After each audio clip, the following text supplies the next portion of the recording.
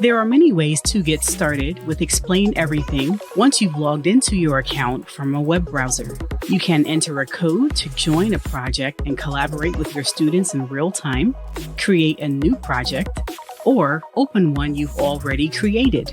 Your list of projects can be viewed and sorted in various ways. You can also organize My Drive by creating folders. Let's create a new project.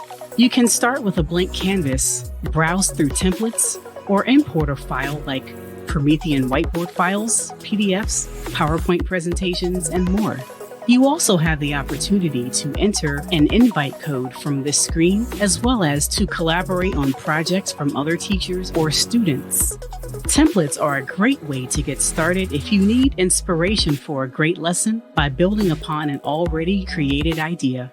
If you have lessons you've made in other apps like Google Classroom, you can import those lessons if you have already converted them into PDFs or Word documents.